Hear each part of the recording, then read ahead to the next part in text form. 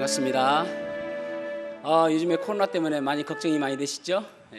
오늘부터는 교회에서도 악수도 하지 마시고 주먹 쥐는 것도 별로 안 좋아하는데 싸우자는 것 같아서 목례를 하시면 좋을 것 같습니다. 이 시간 다 같이 찬양하시겠습니다. 주님 큰 영광 받으셔서 찬양하겠습니다.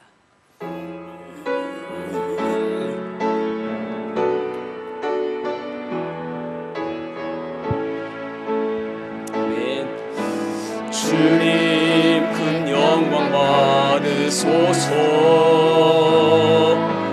홀로 찬양 받으소서. 모든 이름 위에 뛰어난 그 이름 주가 찬양해. 겸손하게 우리 무릎 꿇고 주 이름 앞에 영광 돌리세. 모두 절하세. 독생자 예수 주님께 찬양 드리니 모든 영광과 존귀와 능력 받으소서.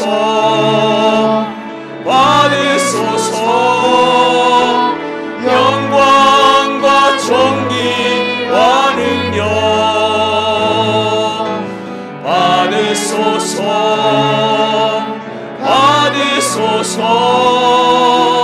그리스도 살아계신 하나님 모든 영광과 존귀와 능력 아멘 받으소서.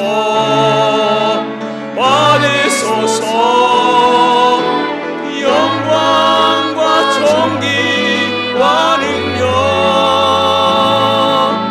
받으소서. 주님 받으소서. 그리스도 살아계신 하나 모든 영광과 존귀와 능력 아멘 영광과 존귀와 능력 아멘 받으소서.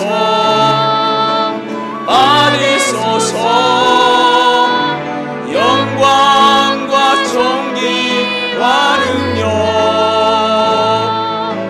받으소서.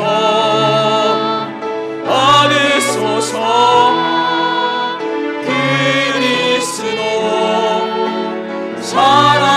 살아계신 하나님.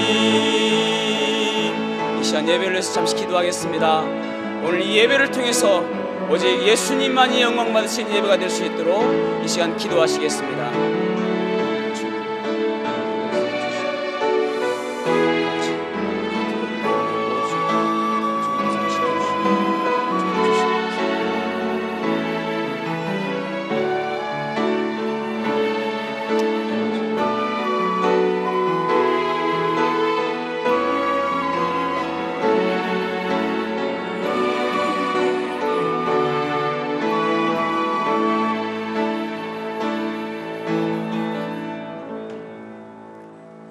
하나님 아버지 감사합니다. 환경이 바뀌었다고 해서 하나님이 계시지 않는 것이 아니기에 저희들에게 소망이 있음을 인하여 감사를 드립니다. 이 절망 가운데서 이 어두운 암흑과 같은 이 시간에도 하나님께서는 여전히 우리를 지켜주시고 사랑하여 주시는 분이심을 믿습니다. 우리를 사랑하시기에 독생자 아들 예수 그리스도까지 보내주셨기에 지금도 여전히 우리를 안타까워하시며 또 보호하여 주시는 그 하나님의 손길로 인하여 감사를 드립니다. 하나님, 이 예배가 저희들에게 큰 은혜가 되게 하여 주시고 무엇보다도 하나님의 마음을 알게 되어지는 귀한 시간 될 수 있도록 도와주시옵소서. 우리가 그동안 예배를 귀하게 여기지 못했던 것 회개합니다. 이 예배를 더욱더 귀하게 여기고 이 예배 시간에 다른 것 생각하지 않게 하시고 오직 나를 사랑하신 그 주님만을 바라보고 예배할 수 있도록 도와주시옵소서. 걱정과 두려움이 있지만은 그래도 정말 주님 사랑하는 마음으로 우리의 믿음을 고백하는 마음으로 이 시간 예배에 나왔습니다. 우리 나온 성도들을 주님께서 복 주시고 또 무엇보다도 건강하게 지켜주시고 또 무엇보다도 코로나로부터 안전하게 지켜주셔서 저희들이 이 참 험난한 세상 속에서 주님과 동행하며 기쁨 가운데 살아갈 수 있도록 도와주셨어서 바울 사도의 고백처럼 우리가 모든 일을 만난다 할지라도 이 모든 일에 능력 주시는 이로 말미암아 우리가 넉넉히 승리할 수 있음을 고백하며 감사를 드립니다.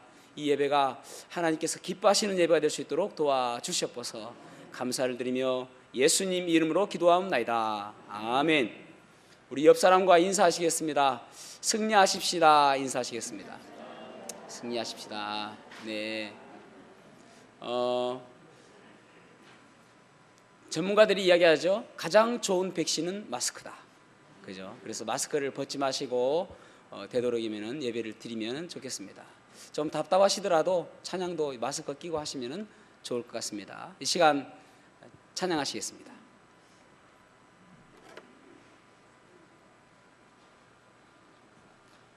다 같이 찬송 445장 하시겠습니다.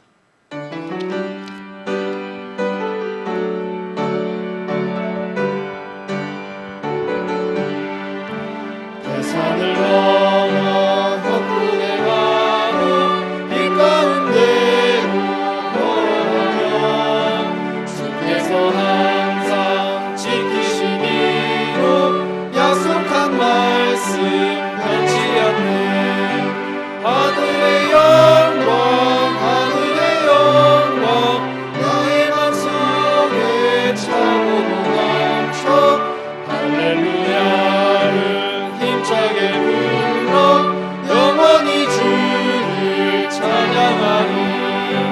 깜깜한 밤에 하늘지라도 주께서 나의 보내시고 나에게 밝은 빛이 되시니 길 잃어버릴 염려 없는 하늘의 영광 하늘의 영광 나의 맘속에 차고도 넘쳐 할렐루야를 힘차게 불러 영원히 주를 찬양하리. 광명한 금이 마음에 받아 찬란한 천국 바라보고 할렐루야를 힘차게 불러 날마다 빛을 걸어가리. 하늘의 영광 하늘의 영광 나의 맘속에 차고도 넘쳐 할렐루야를 힘차게 불러 영원히 주를 찬양하리. 아멘. 다음 찬송 251장 하시겠습니다.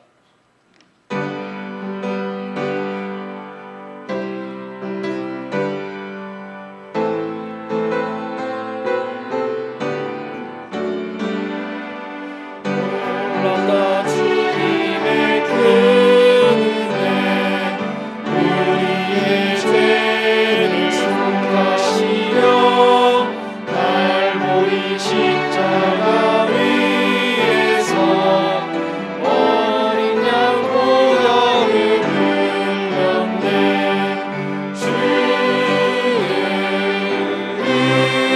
은혜 우리의 죄를 다 씻었네. 주의 은혜 우리의 죄를 다 씻었네. 죄악은 성난 파도같이 우리의 영을 구하나 헤아릴 수 없는 주의 십자가에서 보이셨네. 주의 은혜 우리의 죄를 다 씻었네. 주의 은혜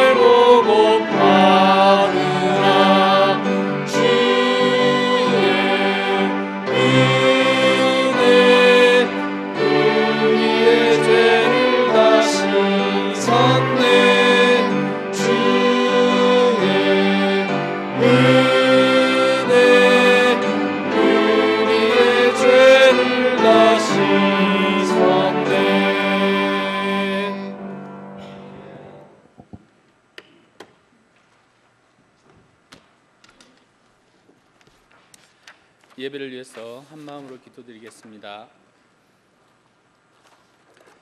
여호와는 나의 목자이시니 내가 부족함이 없으리로다. 그가 나를 푸른 초장에 누이시며 쉴만한 물가로 인도하시는도다. 하나님 감사합니다. 순간순간 힘든 소식, 그리고 불안한 소식, 때로는 공포의 소식이 들려오지만 그 가운데서도 주님은 또 한 주간 동안 저희들을 어미닭이 병아리를 품듯 지켜주시고 저희들의 마음속에도 주님의 그 말씀으로 인해서 평안을 누릴 수 있게 하심을 감사드립니다. 하나님 아버지, 하나님 한 분만으로 저희들이 기뻐할 수 있고 하나님 한 분만으로 저희들 평안할 수 있고 만족함을 누릴 수 있는 저희들의 마음이 되기를 소망합니다. 썩어지지 않을 것으로 천국에 쌓으라고 하나님 말씀, 하나님 아버지 저희들 기억하게 도와주시고 썩어질 것으로 저희들 평생을 살아가면서 그것에 목매이고 그것에 힘을 쓰며 그것에 시간을 낭비하는 저희들 되지 않도록 하나님 아버지 지켜주시고 저희들이 주님을 사랑하는 그 마음으로 순간순간 저희들의 마음에 기쁨과 평안을 누리며 살아갈 수 있도록 하나님 아버지 지켜주시옵소서. 욥의 고백처럼 주신 자도 여호와시요 취하신 자도 여호와시라는 그 고백이 나의 고백이 되게 도와주시고 저희들의 고백이 될 수 있게 도와주셔서 하나님 아버지 매 순간 저희들이 나의 가진 것으로 감사할 수 있게 도와주시고 나에게 주신 것으로 하나님께 쓰임받는 저희들 될 수 있도록 축복하여 주시옵소서. 하나님 아버지 지금도 주님께서는 한 명의 예배자를 찾고 계십니다. 하나님 아버지 지금 울산 성서 침례교회 여기 함께한 모든 분들이 주님이 찾으시는 그 한 분이 될 수 있게 도와주시옵소서.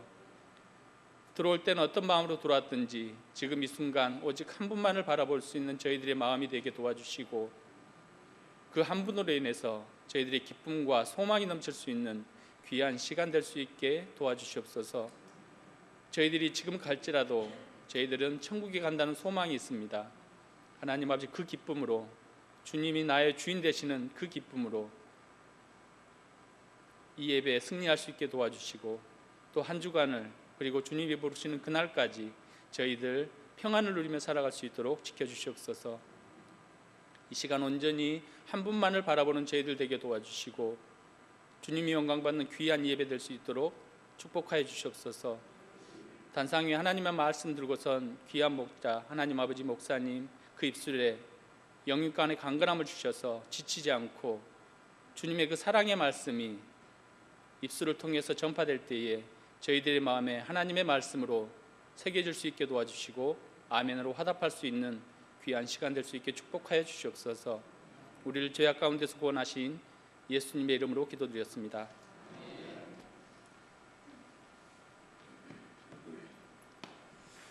예, 오늘은 아주 귀하신 분이 오셨어요.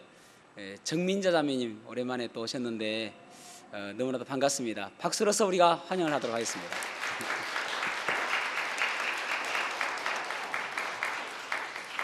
참 어려운 시기에 이렇게 오셔서 또 너무나도 감사를 드립니다. 이 시간에는 우리가 하나님 말씀을 보겠는데 학개서거든요. 그래서 안 일어나셔도 괜찮아요. 본문이 1장에서 2장을 전체를 볼 건데 그때마다 필요한 본문들을 읽도록 하겠습니다. 학개서 1장과 2장을 전체를 볼 텐데 우리가 유한한 세상에서 살아갑니다.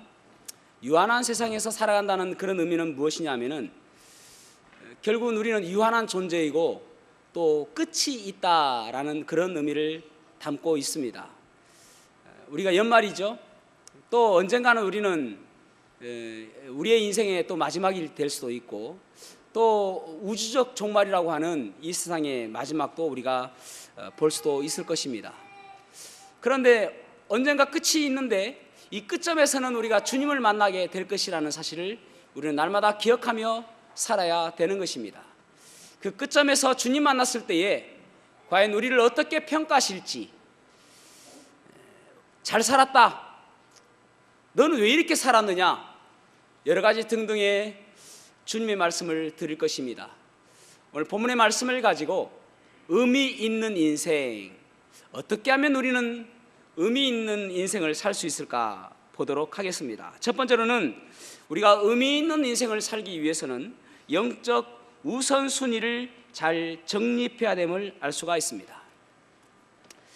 학개서를 잠시 소개를 하자면은 이제 그러니까 포로기 이후에 활동했던 선지자입니다.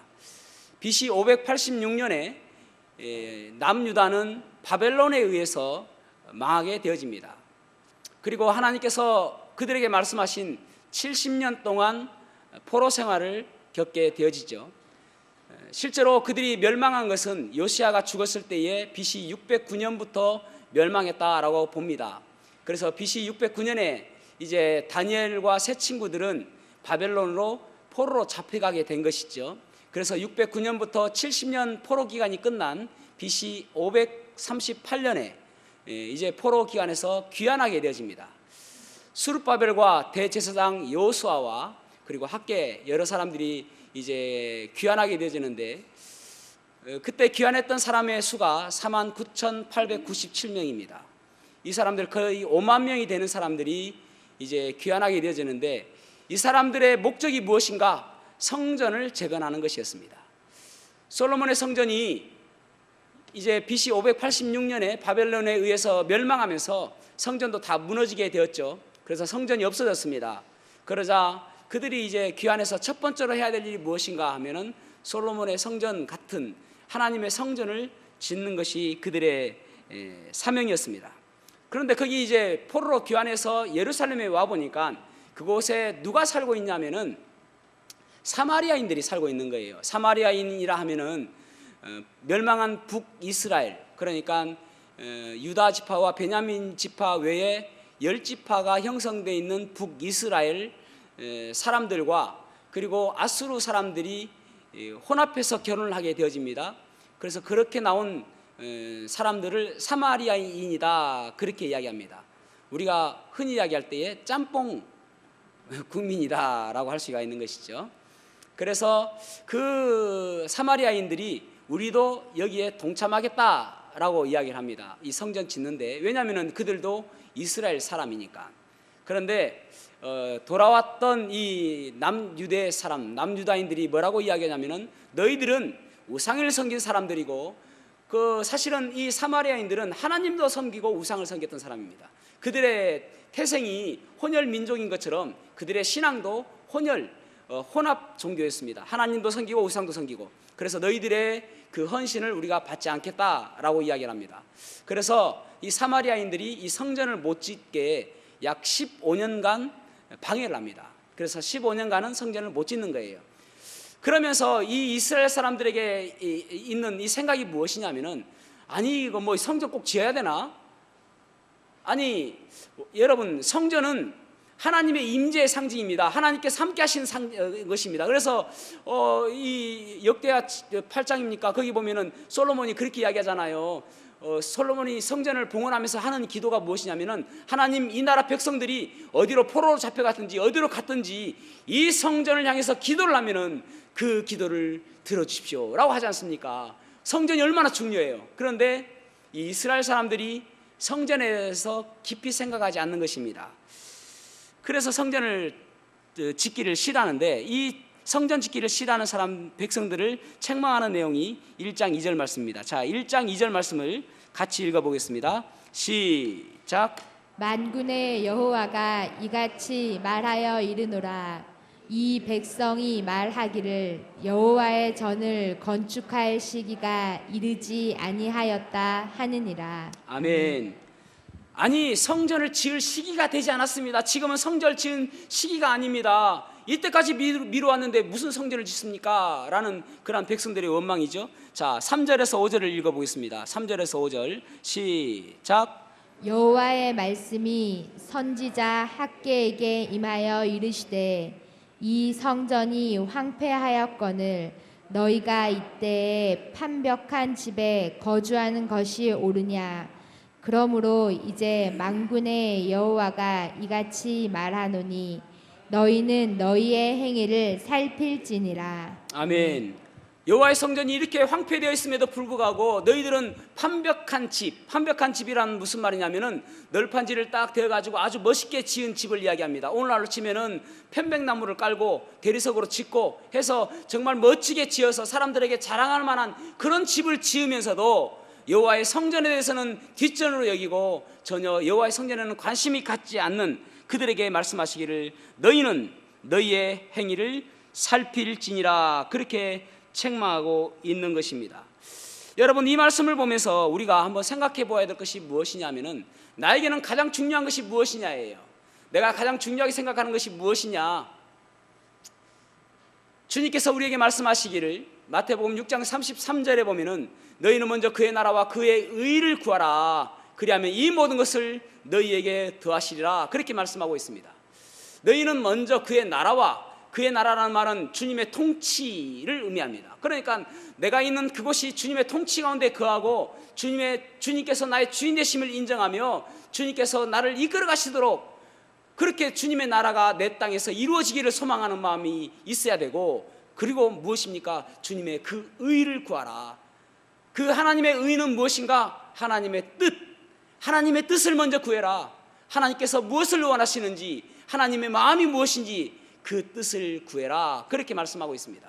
그래서 주님께서 산상보훈에서 팔복에 대해서도 그렇게 말씀하시죠.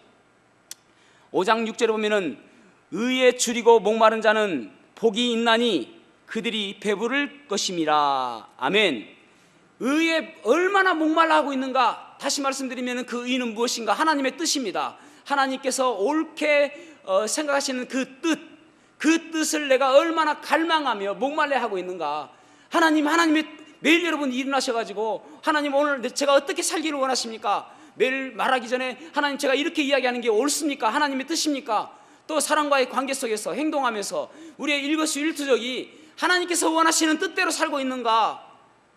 그것을 목말라 하며 갈망하며 살아가고 있는가? 여러분 지금 무엇을 갈증을 느끼고 있습니까? 어떤 사람은 돈에 갈증을 느낀 사람들이 있습니다. 돈이 좀 있으면 좋겠다. 어떤 사람은 여러분 자동차에 갈증을 느낀 사람도 있을 것이고, 어떤 사람은 집을 갈증을 느낀 사람도 있을 것이고, 어떤 사람은 옷에 갈증을 느낀 사람들도 있을 거예요. 그런데 그런 갈증이 문제가 아니라 하나님의 뜻에 갈증을 느끼고 살아라. 하나님께서 무엇을 원하시는지 그 뜻에 갈증을 느끼며 사는 사람에게는 배부름, 영적인 풍요함, 풍족함, 만족감을 주신다는 말입니다. 그것을 주신다는 거예요. 그래서 내 삶이 어떠한지를 한번 살펴보아야 되는 것입니다. 여러분 교회를 생각해 보십시오. 이스라엘 백성들이 성전을 등한히 여겼던 그것을 본다면 오늘날 우리가 한번 또 다르게 적용해 볼 수 있는 것은 무엇입니까? 교회를 얼마나 귀하게 여기고 계십니까? 우리 한 사람 한 사람은 주님께서 우리에게 말씀하시기를 너희는 그리스도의 성전이다, 집이다, 그리스도 몸이다, 그렇게 이야기합니다. 교회는 그리스도 몸이다 라고 이야기하고 우리는 성전이다 라고 이야기합니다. 성령의 전, 이 성전이 여러 개가 모여서 우리는 교회를 이루게 되어지죠. 그래서 교회의 힘은 여러분들의 믿음의 힘입니다. 여러분들이 바로 서 있어야 교회는 힘이 있습니다. 그런데 조금 더 나아가서 우리나라에 약 6만 개의 교회가 있거든요. 여러 교회가 모여서 결국은 6만 개의 교회, 대한민국 교회를 이루고 있습니다. 우리가 자주 보는 것들이 무엇이냐면은 교회가 개척이 되어지고 또 교회가 문을 닫게 되어지고 그런 것들을 그저 별로 대수롭지 않게 생각할 수도 있습니다. 그런데 참 어떻게 생각하면 개척교회들이 힘들어하고 하는 거 보면 참 마음이 아파요. 그것이 왜냐하면 이 교회가 살아야 이 나라가 사는 것이거든요. 교회의 힘이 결국은 이 나라의 힘이거든요. 저는 그렇게 믿습니다. 이 나라가 살기 위해서는 교회가 살아야 된다라고 믿는 사람 중에 한 사람입니다. 여러분 우리가 대수롭지 않게 생각하는 것이 정말 중요한 것들이 있어요. 그 중에 하나 예를 들어볼게요. 오늘날 지구의 종말이 가까워 있다는 것 중에 하나가 무엇이냐면은 꿀벌이 사라지고 있다라고 이야기를 합니다. 여러분 꿀벌이 사라지고 있으면은, 꿀벌이 없으면은 어떻게 될까요? 꿀을 못 먹겠죠. 그러면 어떤 사람들은 뭐 설탕 먹으면 되지라고 생각할 수가 있는데, 이 꿀벌의 역할이 그저 꿀만 채취하는 것이 꿀벌의 역할이 아니라, 꿀벌은 암수를 수분하는 역할을 한다고 합니다. 꽃에서 암수를 그렇게 이제 암수를 이렇게 서로 접촉하게 해주는 역할을 꿀벌이 한다는 것입니다. 그것을 수분하는 일이다라고 이야기를 해요. 그런 일들을 꿀벌이 한다는 것입니다. 그런데 꿀벌이 사라지고 되니까 중국에서는 어떤 곳에서는 어떻게 했냐면은 꿀벌이 자꾸 사라지는 거예요. 그래서 그 수분을 사람이 직접 하는 것입니다. 붓을 가지고 꽃들을 서로 찍어가면서 암수 수분을 하는 거예요. 그런데 여러분, 그리고 나니까 그 해에 수확률이 10%도 안 되더라는, 10분의 1도 안 되더라는 것입니다. 10분의 1도. 그러니까 수확률이 아무리 사람이 그 수분을 한다 할지라도, 물론 사람이 하면 되긴 돼요. 그런데 아무리 사람을 한다 하더라도 그 꿀벌이 열심히 날아다니면서 수분하는 일을 절대 따라가지 못하더라는 것입니다. 그래서 꿀벌들이 사라지면은 4년 안에 지구가 종말한다, 지구가 멸망한다 라고 주장한 사람이 물리학자인 아인슈타인입니다. 그러니까 결국은 꿀벌이 사라지면 이 지구는 종말하는 거예요. 상상해 볼게요. 아까 10분의 1도 수확을 못했다고 했는데 10분의 1 수확한다고 치십시다. 그러면 올해 이제 꿀벌이 못하니까 사람이 했어요. 여러분, 우리나라는 식량 부족 국가입니다. 뭐 쌀도 수입해 오고 또 밀가루는 거의 90%를 수입해 옵니다. 그러니까 엄청나게 많은 것을 수입해 와야 우리나라는 살 수가 있는 것입니다. 그런데 요즘에 우리나라의 쌀값이 좀 올랐어요. 그래서 약 20kg가 한 6만 원 정도 합니다. 요즘에. 그러면은 내년에 이제 수확률이 10% 떨어졌어요. 10분의 1로 떨어졌습니다. 그러면은 내년에는 60만 원 할 거예요. 그러겠죠? 그 다음에는 얼마큼 되겠습니까? 쌀 20kg에 내년에는 그 다음 해에는 600만 원으로 뛰는 거예요. 여러분, 사람이 코로나는 피하면 살 수 있습니다. 마스크 하면 잘 안 걸릴 수도 있습니다.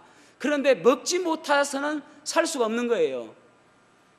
자, 그러면 어떻게 되어지는가? 이제는 식량 전쟁이 일어나게 되어집니다. 강대국들은 더 많은 식량을 확보하려고 할 것이고, 약소국들은 식량을 뺏길 수밖에 없게 되겠죠. 전쟁이 납니다. 체면, 계약, 조약, 그런 거 아무 상관없습니다. 아니, 사람들이 죽어가고 있는데요. 아니, 내 나라 백성들이 지금 굶어서 죽어가고 있는데 그런 조약이 무슨 필요가 있겠습니까? 그러면은 전쟁이 나고 약소국의 식량들을 빼앗아오고 또 저장하게 되지는 그런 일들을 할 수밖에 없게 되는 것이죠. 그러면 결국은 4년 안에 이 지구는 멸망하게 된다는 것입니다.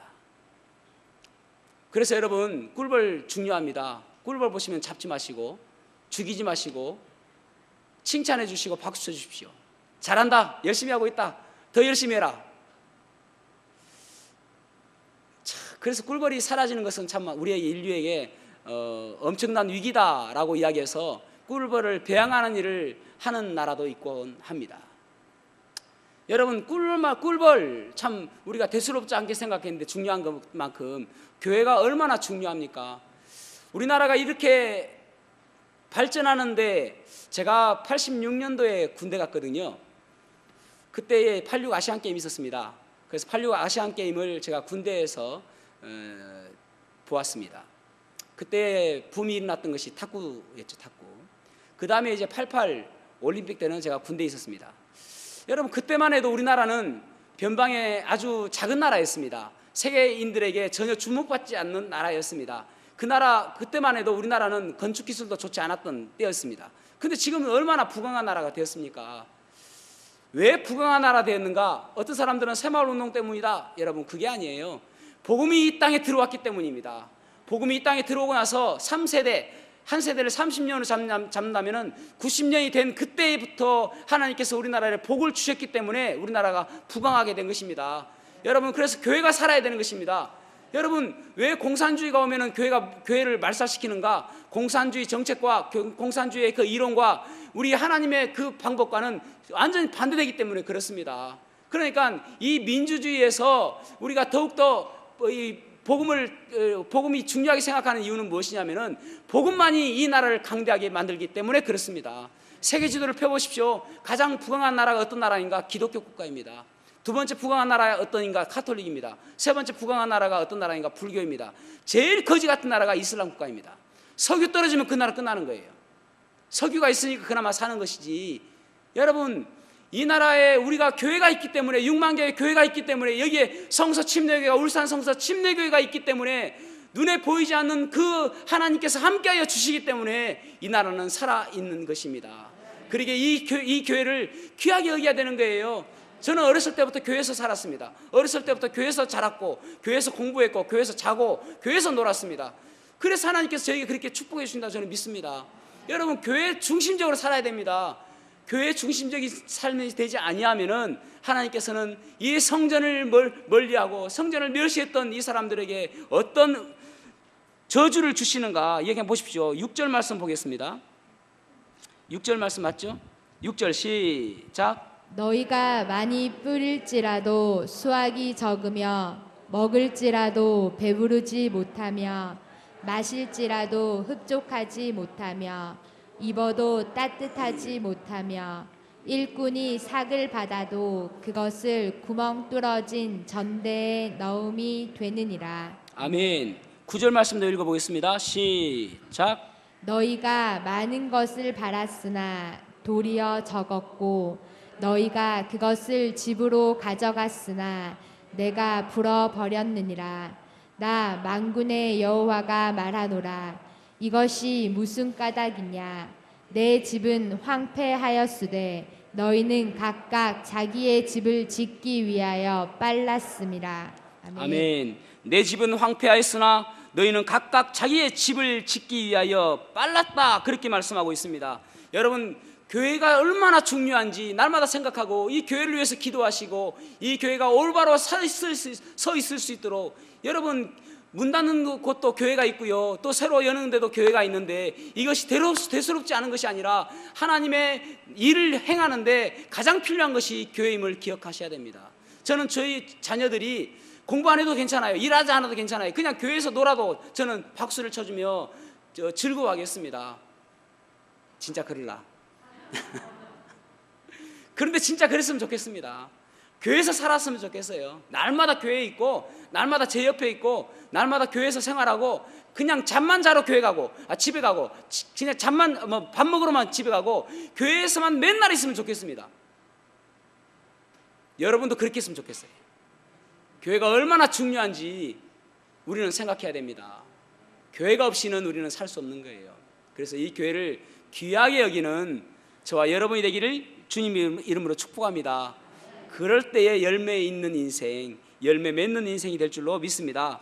두 번째로는 영광스러운 미래를 바라보아야 합니다. 영광스러운 미래를 바라보아야 됩니다.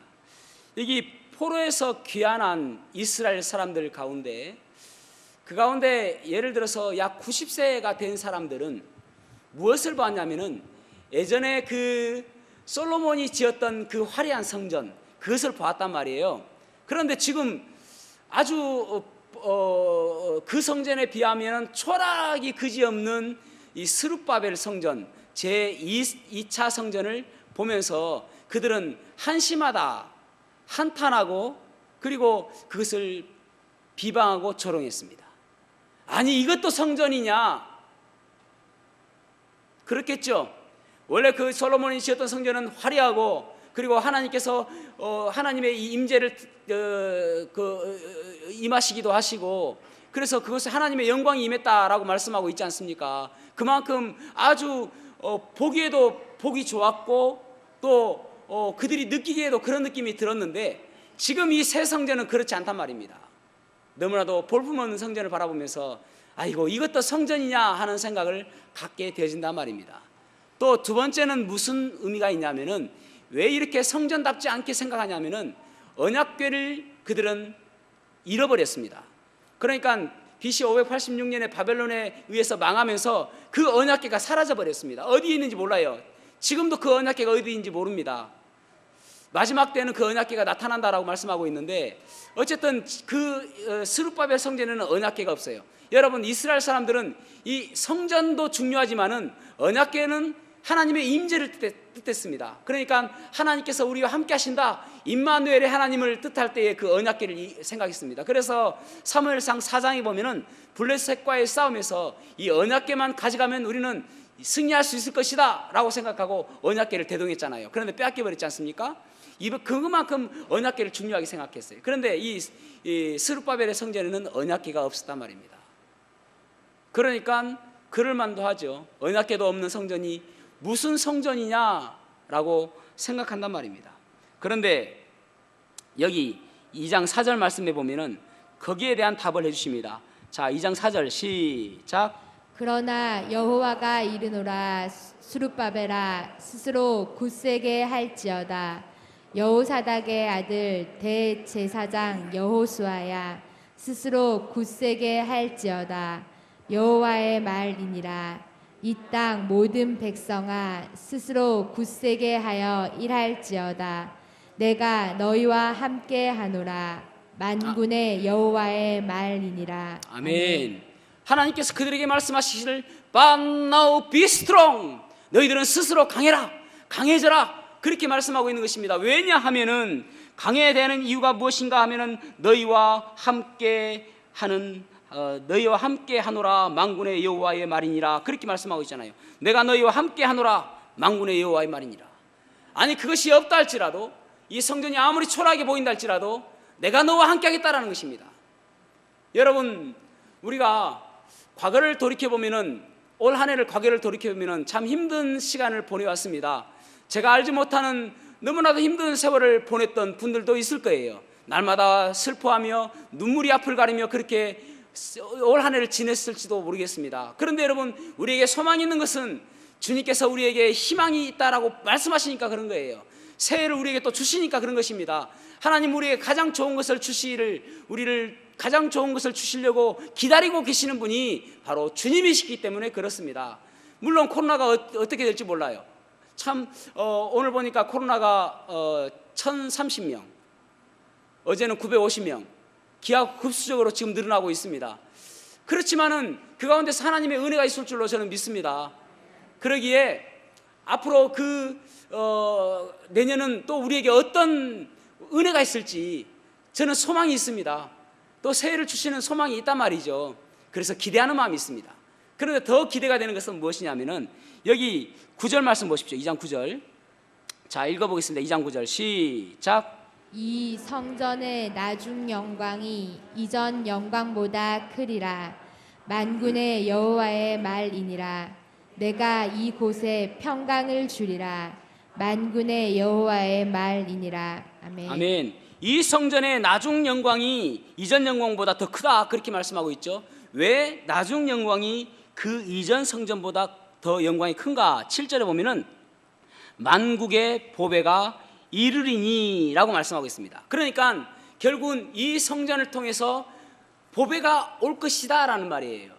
그 말은 무슨 말입니까? 초라하는 것처럼 보여지지만 결국은 너희들이 기다리는 그 메시아, 너희들을 구원할 그 메시아, 너희들의 진정한 왕 되신 그 메시아 예수 그리스도가 이 성전을 통해서 올 것이다 라는 말씀을 해주시는 거예요.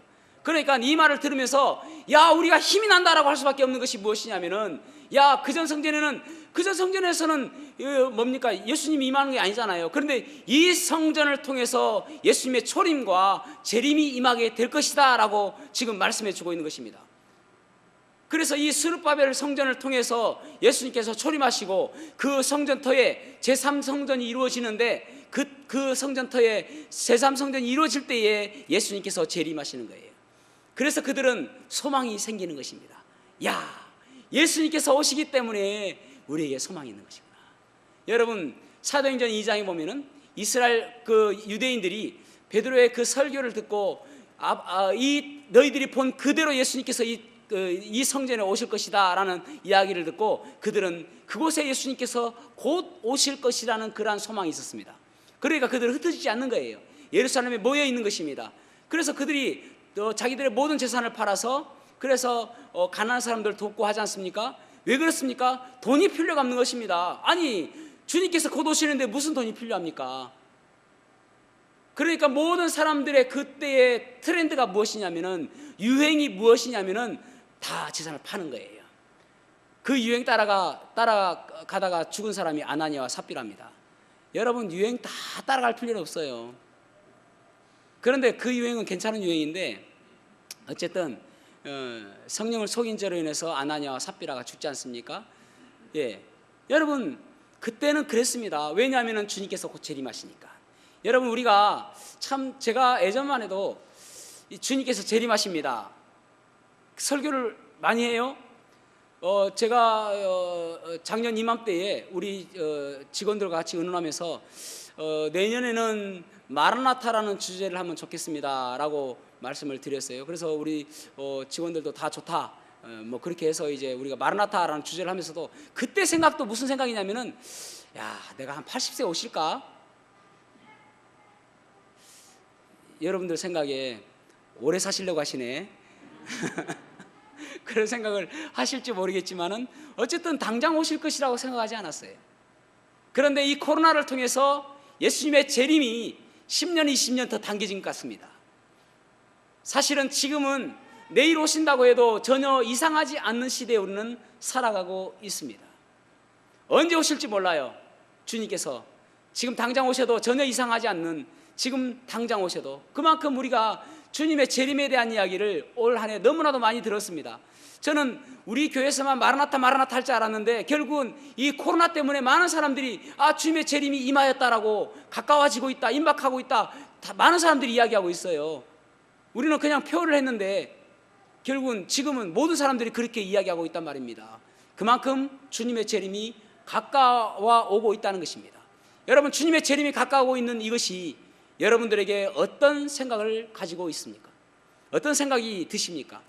야, 정말 주님 재림 오시면, 주님 빨리 오시면 좋겠다, 그런 마음이십니까? 벌써 좀 더디 오시지, 그런 마음이십니까? 그런데 여러분, 믿음의 사람들은 지금 당장 오시기를 원하는 것이 믿음의 사람입니다. 주님 빨리 오십시오. 주님 당장 오신다더라도 제가 부끄럽지 않는 믿음의 사람으로 살아가기를 원합니다. 그런 모습이 우리에게 있어야 되는 것입니다. 그것이 우리에게 영광스러운 미래가 있기 때문에 그렇습니다. 그날 우리는 모두가 부활되어져서, 부활하여서 새로운 몸을 입는 영광스러운 그날이 우리에게 있기 때문에 그렇습니다. 얼마나 좋아요. 우리의 아픔들, 우리의 고통들 다 떠나가고 영광스러운 몸으로 변화가 되어서 공중에서 주를 영접하는데, 여러분, 공중으로 올라갈 때 그때의 마음을 한번 생각해 보시기 바랍니다. 번지점프로 내려갈 때 희열을 느낀다고 하는데, 우리는 올라가면서 희열을 느낄 거예요. 땅 아래에 있는 그 모든 것들을 바라보며, 주님, 우리가 공중에서 주님을 만납니다. 얼마나 기뻐요, 여러분. 그 영광스러운 미래를 바라보는 시각이 있어야 됩니다. 그렇다면 여러분, 내일이 우리에게 기대가 되어지는 거예요. 주님 오늘 오실까? 여러분, 그렇다면 내년이 기대가 되어지는 것입니다. 올해 오실까? 그래서 날마다 우리가 준비하며 살아가는 거예요.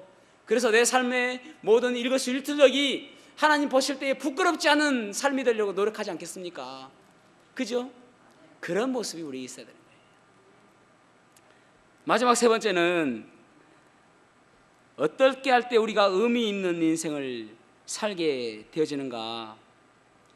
우리의 신앙에 마음을 담아야 됨을 알 수가 있습니다. 마음을 담아야 됩니다. 자, 12절과 13절 말씀, 2장 12절과 13절 말씀을 읽어보겠습니다. 시작. 사람이 옷자락에 거룩한 고기를 쌌는데 그 옷자락이 만일 떡에나 국에나 포도주에나 기름에나 다른 음식물에 닿았으면 그것이 성물이 되겠느냐 하라. 학개가 물음에 제사장들이 대답하여 이르되 아니니라 하는지라. 학개가 이르되 시체를 만져서 부정하여진 자가 만일 그것들 가운데 하나를 만지면 그것이 부정하겠느냐 하니 제사장들이 대답하여 이르되 부정하리라 하더라. 아멘. 이 말씀은 무슨 말씀이냐면은, 제가 여러분, 예를 들어서 하나님께 제사를 드린 거룩한 것, 그것이 이제 거룩한 고기로 표현되어 있습니다. 하나님께 제물로 드렸다는 것은 거룩한 것입니다. 구별된 것이죠. 그 고기를 제가 옷자락에 딱 쌌습니다. 싸가지고 그러면 제가 이제 거룩한 고기를 갖고 있는 거예요. 그러면 제가 옷이 딱 닿으면은 이것이 거룩합니까? 그거 물어보는 거예요. 그러니까 제사장들이 하는 이야기가 그렇지는 않겠습니다. 아무리 고기를 제 옷자락에 쌌다더라도 제 옷자락이 다른 것에 닿는다고 해서 그것이 거룩해지겠습니까? 라는 말입니다. 제사장 말이 맞죠? 그런데 이제 어떤 사람이 시체를 만졌어요. 그러면은 시체와 접촉을 했습니다. 그러면 시체는 뭡니까? 부정한 거잖아요. 그런데 그렇다면은 이 사람이 다른 것에 되었으면은 이것도 부정하겠느냐? 부정하다는 것입니다. 그러니까 결국은 하나님께서 하시는 말씀은 무엇이냐면은 시체를 닿을 때 이 부정한 마음은 마음에서 나오는 부정한 마음. 그러니까 시체를 만질 때에 이거 부정한데 하고 만졌단 말입니다. 그러면은 그 사람은 이미 마음속에 부정한 마음을 가지고 있단 말입니다. 그러니까 왜 이 말을 하냐면은 자 14절 말씀 보세요. 14절 말씀 읽어보겠습니다. 2장 14절 시작. 이에 학개가 대답하여 이르되 여호와의 말씀에 내 앞에서 이 백성이 그러하고 이 나라가 그러하고 그들의 손에 모든 일도 그러하고 그들이 거기에서 드리는 것도 부정하니라. 아멘. 아멘. 그러니까 무슨 말이냐면은 이 이스라엘 사람들이 지금 이제 성전 짓는 것은 멀리하고 뒷전으로 여기고 이 성전을 아주 귀하게 여기지 않으면서 희생 제물을 드리는 것으로 그들은 거룩하여지고 하나님께서 그 희생 제물을 받으신다라고 생각하는 것입니다. 그러니까 시체를 만지는 것은 이미 그 마음속에 부정한 마음이 있는데 그 행동이 부정한 것이 아니라는 말입니다. 마음속에 이미 부정한 마음을 가졌다면은 그 마음 때문에 그들은 부정하게 되는 것이다. 그런 말입니다. 그러니까 행동이 중요한 것이 아니다. 너희들이 아무리 희생 제물을 드린다 할지라도 그곳에 하나님을 향한 그 마음이 없다면은, 하나님을 사랑하는 마음이 없다면, 하나님을 나의 주인으로 여기는 마음이 없다면, 그렇다면 그 희생 제물을 드리는 것은 잘못된 것이고 하나님께서 받지 아니하신다, 그런 뜻입니다. 여러분, 우리 믿음의 시작은 어디부터 시작합니까? 창세기 1장 1절에 태초에 하나님이 천지를 창조하시니라, 거기부터 믿음은 시작되어집니다. 하나님은 나의 창조자시고 하나님은 나의 주인이시고 하나님은 나를 만드신 분이십니다라고 고백하는 것, 그래서 나의 모든 계획과 나의 모든 것들을 아시는 분은 하나님이시고 나를 이끄시는 분은 오직 나의 주인이신 하나님이십니다라고 고백하는 것, 그것이 믿음의 시작입니다. 그것이 내 안에 선악과를 따먹지 않는 거예요. 선악과는 내가 주인이고 내가 피조물이 아니라 내가 창조주 하나님과 똑같은 그런 존재다라는 것을 고백하는 거잖아요. 그러니까 내 안에 선악과를 따먹지 않는 것은 무엇이냐면은 하나님은 나의 주인이십니다라고 인정하는 거예요. 나는 피조물입니다라고 인정하는 거예요. 그러면서 하나님만이 모든 것을 하실 수 있고 나는 아무것도 아닙니다라고 인정하는 것, 그것이 바로 창조주 하나님을 인정하는 믿음의 시작입니다. 그렇다면 믿음의 근본은 무엇일까요? 우리의 믿음의 근본은 무엇부터 시작되어야 되냐면은, 여기 이스라엘 백성들이 이것이 잘못됐단 말을 지금 하는 것입니다. 자, 잠언 9장 6절 말씀, 9장 10절 말씀, 잠언 9장 10절 말씀을 같이 읽어보겠습니다. 시작. 여호와를 경외하는 것이 지혜의 근본이요 거룩하신 자를 아는 것이 명철이니라. 아멘. 아멘. 여호와를 경외하는 것이 지혜의 근본이다. 네가 아는 것 가장 기본적인 것은 무엇이냐면은 여호와를 경외하는 마음이 있어야 된다라는 거예요. 여기 이스라엘 사람들이 그들은 희생 제물을 드리면서 할 일을 다 했다라고 생각하고 성전을 짓는데 뒷전으로 여긴다는 것은 여호와를 경외하는 마음이 빠졌다라는 것입니다. 여러분, 아무리 기도 많이 한다 할지라도 여호와를 경외하는 마음이 빠졌다면은 그것은 하나님께서 듣지 않으세요. 아니, 바리새인들이 얼마나 많이 기도했습니까? 여러분, 우리가 아무리 많이 헌금을 한다 할지라도 여호와를 경외하는 마음이 빠졌다면은 그 헌금은 하나님께서 받지 아니하십니다. 여호와를 경외하는 마음이 우리의 마음속에 있어야 됩니다. 여러분, 한번 생각해 봐야 됩니다. 내가 여호와를 경외하는 마음이 있는가? 여호와를 경외하는 마음이 없으니까 교회에 출석해 주지라고 생각하고, 여호와를 경외하는 마음이 없으니까 내가 헌금해 줄게라고 생각하고, 여호와를 경외하는 마음이 없으니까 그저 헌신해 줄게라고 생각하는 거예요. 교회 다녀줄게, 헌금해 줄게. 여러분, 그것이 중요한 게 아니에요. 여호와를 경외하는 마음이 빠진 헌신, 여호와를 경외하는 마음이 빠진 예배, 여호와를 경외하는 마음이 빠진 우리의 기도는 하나님께서 듣지 아니하시는 것입니다. 우리의 마음에 여호와를 경외하는 마음이 있어야 됩니다. 하나님을 두려워하고 하나님을 존경하고 하나님을 공경하고 하나님을 사랑하는 마음이 가장 기본적으로 깔려 있어야, 그래야 하나님께서 우리의 예배를 받으시고 우리의 헌금을 받으시고 우리의 시간을 받으시는 것입니다.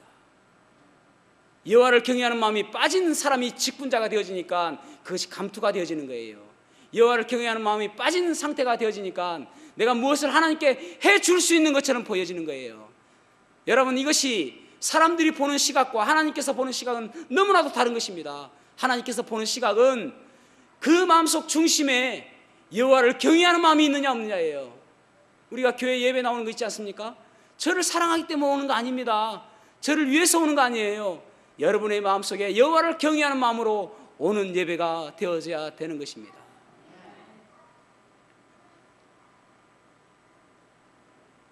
이것이 우리 그리스도인들의 근본이 되어져야 되는 것입니다. 정말 내 마음속에 여호와를 경외하는 마음이 있는가? 여러분, 이 나라, 이 민족의 이 교회가 왜 이렇게 수치스러운 상태로 되어버렸습니까? 여호와를 경외하는 마음이 교회에서 사라졌기 때문입니다. 교회를 크게 세우고 그저 교회에 모여서 뭐 쿵쿵거리며 노래하고 그것이 중요한 것처럼, 그것이 다인 것처럼 생각했지만은 사실은 그 마음 중심에 여호와를 경외하는 마음이 없으니까 아무리 희생제물을 드려봤자 뭐합니까? 아무리 많은 시간을 들여서 해봤자 뭐합니까? 하나님께서는 그것이 역겹다고 이야기하시는데, 그것이 누더기 옷과 같다라고 말씀하시는데, 그것이 받기에 지겹다라고 말씀하시는데, 그 냄새를 맡기도 싫다고 말씀하시는데, 중요한 것은 여호와를 경외하는 마음이 있느냐 없느냐예요. 여호와를 경외하는 마음이 생길 때에 비로소 하나님의 은혜에 깊이 잠기게 되어지고, 사도 바울이 고백했던 것처럼 빌립보서 3장 8절에 보면은 내가 모든 것들을 배설물로 여김은 그리스도를 얻고 그 안에서 날마다 발견되려 함이니, 내가 모든 것들을 배설물로 똥오줌으로 여길 수밖에 없다. 내가 가지고 있는 지식, 내가 가지고 있는 스펙, 내가 가지고 있는 뭐 혈통, 이런 거 다 똥오줌이다라는 거예요. 왜냐하면은 내가 그리스도를 알고 나서 보니까, 그리스도를 얻고 나서 보니까 그 모든 것들은 아무것도 아니더라라는 것입니다. 그것이 여호와를 경외하는 마음의 시작 아닙니까, 여러분? 여호와를 경외하는 마음, 그것이 우리의 믿음의 근본이 되어져야 되는 것입니다. 어떤 초신자가 목사님에게 찾아왔어요. 목사님, 제가 어느 정도 되어져야 교회에서 열애시켜 주십니까? 라고 이야기하는 것입니다. 아니, 무슨 말입니까? 라고 이야기하니까 이 초신자가 하는 이야기가, 제가 가만히 보니까 처음에는 다 열심히 하는 것 같은데 어느 정도 되니까 주일 오후 예배 싹 빠져도 되는 것 같고, 또 어느 정도 되니까 수요일 예배도 빠져도 되는 것 같습니다. 그러니까 목사님, 조금 더 연륜이 되어지면은 목사님께서 이야기해 주시는 거 아니에요? 아, 이제 다 자매님은 오후 예배 빠져도 되겠습니다. 연륜이 됐으니까 형제님은 수요 예배 빠져도 되겠습니다. 그렇게 해주는 거 아닙니까? 제가 그렇게 느꼈는데요. 혹시 여러분, 우리를 볼 때에 초신자가 그렇게 보고 있지는 않겠습니까? 저분 믿음 좋은지 알았는데 보니까 이제 오후 예배 빠지는 거 보니까 그때가 되었기 때문에 빠지는구나 라고 생각하고 있지는 않겠습니까? 여러분, 그게 아니잖아요. 여호와를 경외하는 마음은 그렇게 되는 것이 아니잖아요. 우리의 모든 예배가 하나님께 드려지는 한 시간이 너무나도 귀하게 생각하고 여호와를 경외하는 마음으로 드려야 될 줄로 믿습니다. 이제는 새해는 우리에게 또 다른 것들이 우리에게 닥쳐올 것입니다. 더욱더 믿음의 의미 있는 인생이 되시기를 주님의 이름으로 축복합니다. 기도하시겠습니다. 혹시 여러분 가운데 나는 아직 구원받은 확신이 없습니다. 어떻게 하면 내가 구원받을 수 있겠습니까? 그런 분 계십니까? 손을 들어 표하시면 상담을 통하여 예수님을 소개해 드리겠습니다.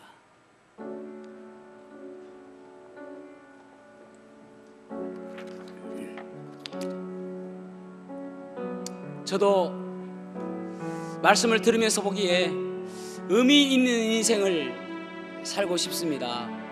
정말 여호와를 경외하는 마음으로 하루하루 살아가기를 원합니다. 그래서 내 인생이 열매 없는 인생, 하나님께서 불어버리시는 그런 인생이 아니라 열매 있는 인생이 되길 원합니다. 저를 위해서 기도해 주세요. 그런 분 계십니까? 손을 들어 하시면 여러분들을 위해서 기도해 드리겠습니다. 네, 저도 손을 들었어요. 저도 주님께서 바라보시고 의미 있는 인생이 되길 원합니다. 저도 그렇게 되길 원합니다. 네, 그 손을 보았습니다. 네, 그 손을 보았습니다. 우리가 정말 하나님을 경외하는 마음으로 살아야 되지 않겠습니까? 하나님께서는 나의 주인이시고 하나님만을 생각하고 하나님만을 의지하며 살아가는 그런 인생이 되고 싶습니다. 네, 이 시간 우리가 자리에서 일어나셔서 말씀 앞에서 찬양하겠습니다. 결단의 찬양을 하겠습니다.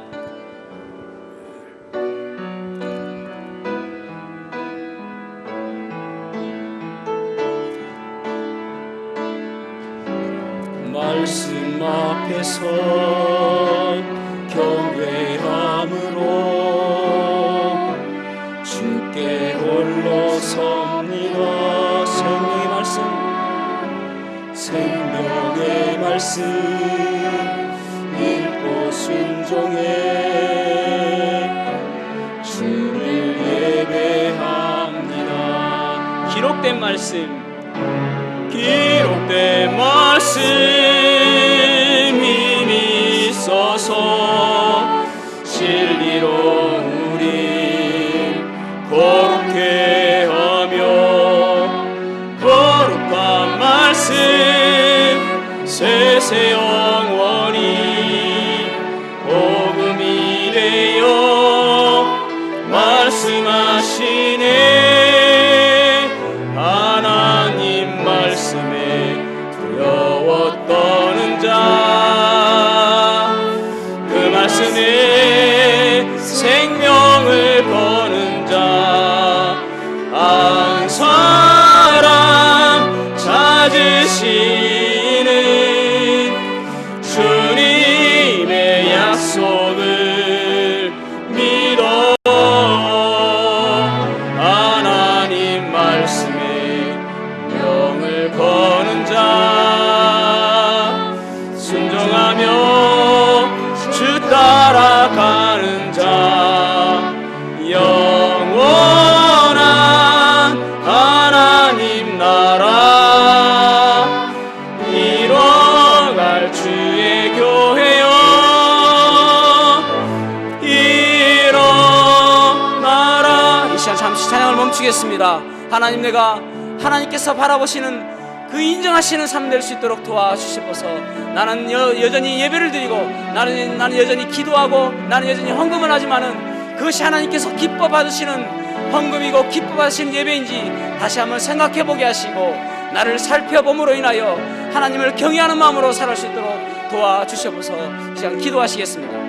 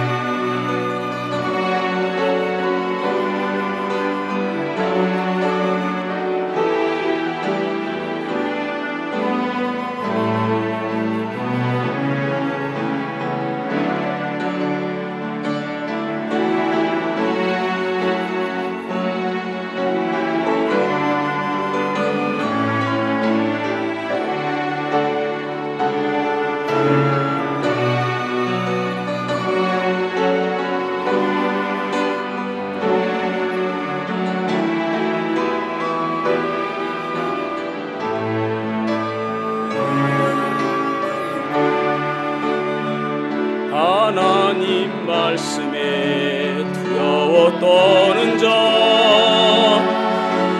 그 말씀에 생명을 거는 자, 한 사람 찾으시는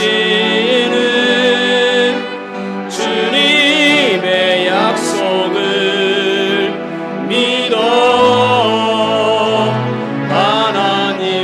말씀에 운명을 거는 자 아멘. 순종하며 주 따라가는 자 영원한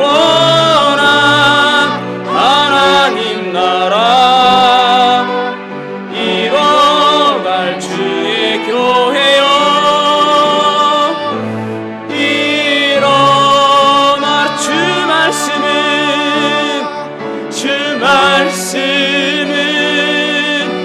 우리를 구원에 이르는 지혜이니 목숨과 내 뜻 다해 그 말씀에 복종하라. 하나님 말씀에 두려워 떠는 자 그 말씀에 생명을 거는 자 한 사람 찾으시는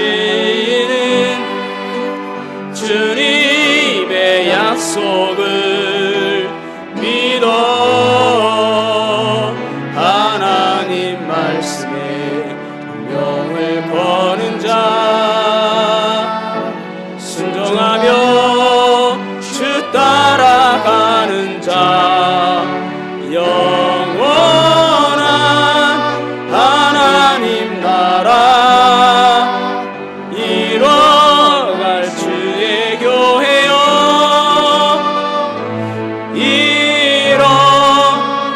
일어나라. 아멘. 기도하시겠습니다. 나오십시오. 하나님 아버지 감사합니다. 참 지금도 하나님께서는 영과 진리로 예배하는 자를 찾는다라고 말씀하셨는데 우리의 마음 중심이 하나님을 향하여 있게 하여 주시옵소서. 하나님 오늘 말씀처럼 우리의 우선순위가 잘 정립되게 하여 주시옵소서. 교회를 생각하고 주님을 사랑하는 마음이 가장 우선순위에 있을 수 있도록 도와주시옵소서. 하나님 또한 우리의 과거는 너무나도 힘들고 어려웠습니다. 그러나 우리에게 영광스러운 미래가 있음을 기억하게 하시고 무엇보다도 재림하실 그 주님을 바라보며 우리의 얼굴을 하늘을 향해서 바라볼 수 있도록 도와주시옵소서. 하나님 아버지 참 우리가 이 땅에 살아가면서 우리의 마음이 담긴 우리의 믿음이 될 수 있도록 도와주시옵소서. 하나님을 경외하는 마음이 우리의 마음속 깊숙이 자리할 수 있도록 도와주시옵소서. 하나님을 경외하는 마음으로 의미 있는 인생을 살기를 원하는 마음으로 손을 들어 헌신한 성도들이 있습니다. 저들의 삶을 축복하여 주셔서 열매 맺는 인생 될 수 있도록 도와주시옵소서. 하나님 이 시간 저희들이 하나님께 드리는 시간입니다. 하나님을 경외하는 마음으로 헌금하게 하여 주시옵소서. 그리고 그 손길에 하나님께서 복을 내려 주시옵소서. 코로나의 시기에 경제적으로 어려운 성도들도 있을 터인데 하나님께서 필요한 것들을 채워 주시옵소서. 감사를 드리며 예수님 이름으로 기도하옵나이다. 아멘.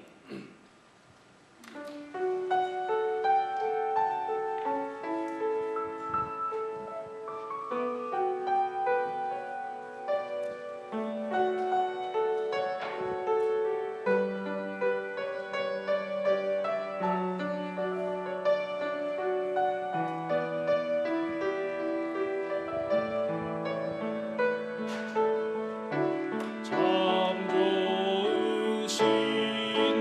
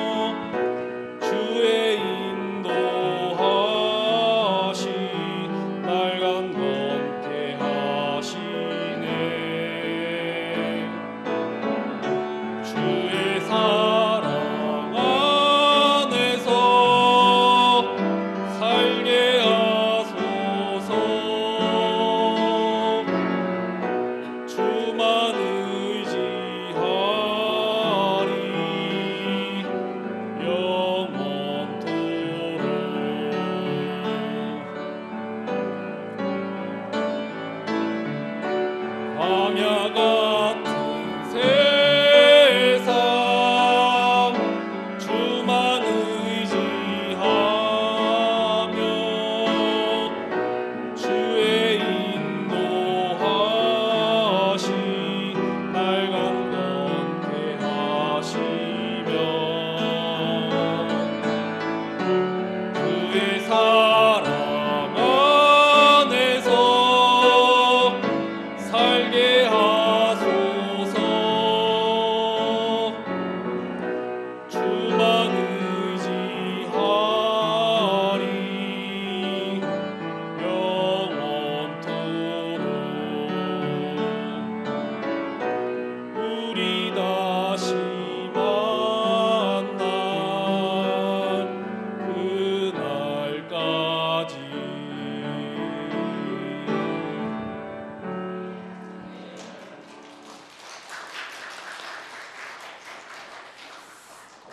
찬양이 아주 은혜가 되었습니다. 레슨을 받은 표가 나네, 그죠? 몇 가지 광고하겠습니다. 오전 예배와 오후 예배, 오전 예배 안 오신 분들이 있어서 오전 예배도 영상을 공유해 드릴 거고요.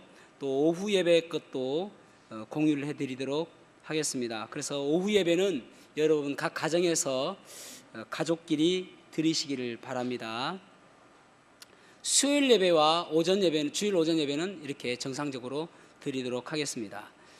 오늘 예배 후에 여선교회 임원 모임이 있겠습니다. 2021년도 여선교회 계획을 위해서 모이도록 하겠습니다. 2021년도 교회 달력이 나왔습니다. 4층과 2층에 비치되어 있습니다. 필요하신 분들은 가져가시기를 바랍니다. 성김에 감사를 드립니다. 지난주 기도와 감사에 이제 유현주 자매님 가정에서 떡과 음료를 헌신하여 주셨고요. 또 3층 주일학교 교실에 그 LED 등으로 다 교체를 했습니다. 어제 정창교 집사님께서 일꾼들도 데리고 오시고 하셔가지고 아주 잘 교체를 해주셨습니다. 감사를 드립니다. 그 다음에 이제 11월 재정보고와 헌금자 명단이 게시되어 있습니다. 참고하시면 되겠습니다. 정창교 집사님은 박수를 한번 쳐야 될 것 같습니다.